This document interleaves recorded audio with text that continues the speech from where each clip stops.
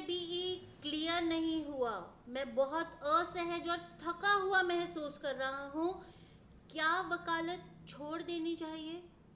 ऐसा क्या है वकालत के पेशे में कि हमें यह वकालत को करना चाहिए? ऐसा क्या है? आज कुछ इसी बातों के ऊपर चर्चा करने वाले हैं, क्योंकि देखिए AIBE 19 का एग्ज़ाम आने वाला है। बहुत सारे बच्चों का सेकंड, थर्ड या फोर्थ या फर्स्ट अटेम्प्ट भी होगा, और जिन बच्चों ने पहले ही ऑलरेडी 2-3 अटेम्प्ट दे दिए हैं और उनका क्लियर नहीं हो रहा है, हर बार एक ह्यूज अमाउंट 3500 रुपये देना और उसके बाद पूरा साल पढ़ाई करना और उसके बाद भी पेपर क्लियर नहीं होना, ये किसी भी इंसान को बहुत असहज और बहुत थका देने वाला महसूस करवाने में एक बहुत बड़ा रोल प्ले करेगा। तो क्या वकालत छोड़ देना ही एक ऑप्शन है? ऐसी क्या चीज़ है वकालत के पेशे में जो हमें AIBE क्लियर करने के लिए मजबूर करती है? आइए कुछ इन्हीं बातों को समझने की कोशिश करते हैं। ये चीज़ें समझने के बाद आपको मोटिवेशन फील होगा कि AIBE क्लियर करना क्यों ज़रूरी है, या आपको कुछ और ऐसे रास्ते महसूस होंगे जिन रास्तों पर चलकर अगर AIBE क्लियर नहीं भी होता है तो भी आप लॉ के फील्ड में एक्सेल कर सकते हैं।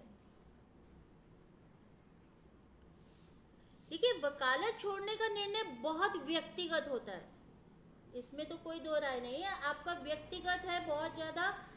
अगर आप महसूस करते हैं कि आप इस क्षेत्र में खुश नहीं हैं या सफल नहीं हो पा रहे हैं, बार बार एग्जाम देने के बाद भी पेपर क्लियर नहीं हो रहा है, तो एक बार खुद से सवाल करें कि क्या आप इसमें आगे बढ़ना चाहते हैं या किसी और क्षेत्र में अपने करियर पर विचार करना चाहते हैं। देखिए, हर बार एक ह्यूज अमाउंट निकालना, 3500 रुपये जैसी एक बड़ी अमाउंट को निकालना हर किसी के लिए आसान नहीं है। अब आप ये देखिए कि इस बार जो AIBE 19 का एग्ज़ाम होने वाला है, इस बार उन्होंने दोनों BRX को पढ़ने के लिए बोल दिया, CRPC को भी बोल दिया और BNSS को भी बोल दिया। पूरा साल जिस बच्चे ने IPC और CRPC इनकी तैयारी की है, वो अब लास्ट मोमेंट पर आकर 1 महीने के अंदर नए BRX को कैसे पढ़ाई करेंगे?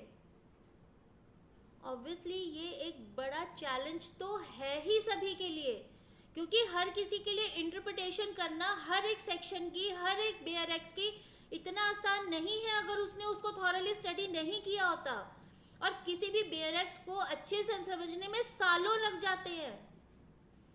कैसे उसको 1 महीने के अंदर कंप्लीट किया जाएगा? ऑब्वियसली ये एक बड़ा प्रश्न सभी के लिए है जो इस बार AIBE 19 का एग्जाम देने वाले हैं। तो अगर बार बार अटेम्प्ट और 3500 रुपये जैसी बड़ी अमाउंट देनी पड़ती है, तो हमें भी सोचना पड़ेगा कि क्या सच में इस करियर में आगे बढ़ना चाहिए। एक विकल्प यह भी है कि आप ऐसे समय के लिए ब्रेक लें और किसी मेंटर से सलाह करें।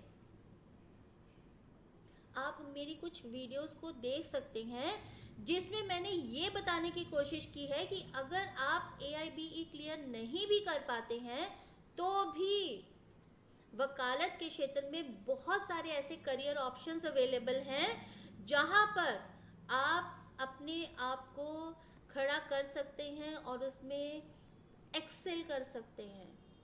आप मेरी पुरानी वीडियोस को देख सकते हैं, आप किसी अपने सीनियर के साथ इस टॉपिक पे बात कर सकते हैं जो ऑलरेडी लॉ करने के बाद दूसरे फील्ड्स में एक्टिव हैं। यह स्वाभाविक है कि ऐसे समय में असहज होना बहुत आम बात हो सकती है। असफलता को स्वीकार करना मुश्किल होता है।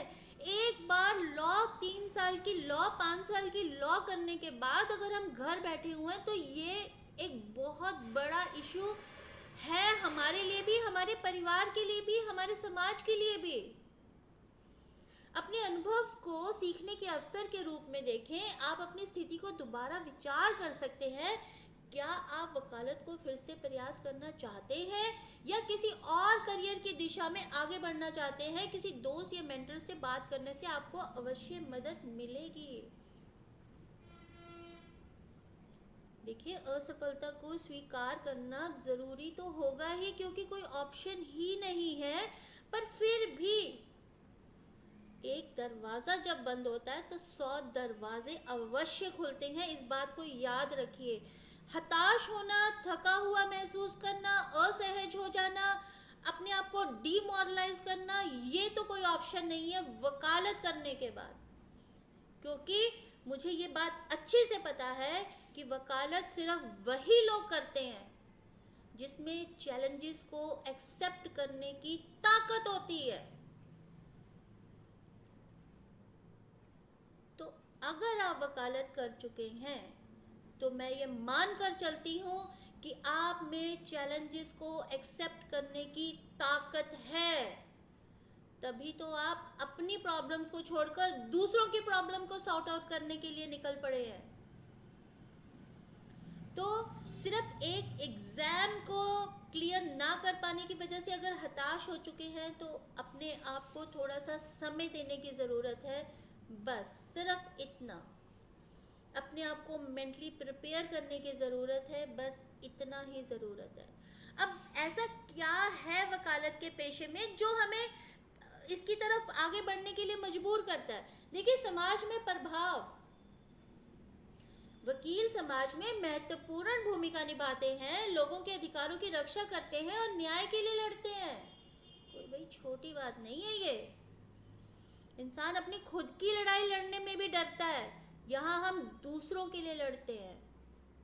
समाज में एक अलग रुतबा है एक वकील साहब का। जब आप घर से निकलते हैं ना, जब आप, तो 4 लोग खड़े हो जाते हैं, वकील साहब आ रहे हैं। तो एक महत्वपूर्ण भूमिका को निभाने के लिए, समाज में प्रभाव छोड़ने के लिए आपको वकालत जरूर करनी चाहिए। वकालत में कई क्षेत्रों में विशेषज्ञता होती है, जैसे आपराधिक, नागरिक, कोऑपरेटिव, पारिवारिक कानून आदि। देखिए, ये चीज़ें आपको अच्छे से पता है कि कौन कौन सी चीज़ों में आप एक्सेल कर सकते हैं अगर आप कानून के पेशे में आगे बढ़ते हैं। तो किसी भी चीज़ के ऊपर एक्सपर्टिज्म आपको आगे बढ़ने में हमेशा मदद करेगी। यह पेशा मानसिक और भावनात्मक रूप से चुनौतीपूर्ण हो सकता है, क्योंकि वकील कई बार तनावपूर्ण स्थितियों का सामना करते हैं। जब आप एक बार वकालत के पेशे में चले जाते हैं तो बहुत सारी तनावपूर्ण स्थितियों का सामना करते ही करते हैं। तो एक AIBE के एग्जाम के समय आप तनाव क्यों नहीं ले सकते? थोड़ा सा क्यों नहीं ले सकते? आपको थोड़े से तनाव को लेना होगा और उसके बाद अपने आप को मानसिक और भावनात्मक रूप से इतना स्ट्रॉन्ग कर लेना होगा कि फ्यूचर में अगर आपके पास कभी भी किसी भी तरह का कोई भी तनाव आता है तो आप उस चीज़ को आराम से झेल पाएंगे, उसमें से आप बहुत आराम से निकल पाएंगे। देखिए, कानून निरंतर बदलता है, इसीलिए वकीलों को नवीनतम परिवर्तनों से अपडेट रहना ही होगा। अगर हम ये सोचेंगे कि नए बेयर एक्ट्स कैसे आ गए, मैं मानती हूँ कि 1 महीने के अंदर पढ़ना थोड़ा सा डिफिकल्ट हो सकता है, पर आपको इन लॉज को आगे पढ़ना ही पड़ेगा, क्योंकि हर रोज नए लॉज अपडेट होते ही रहेंगे। फ्यूचर में भी आपको उनके लिए अपने आप को अपडेट करना ही पड़ेगा।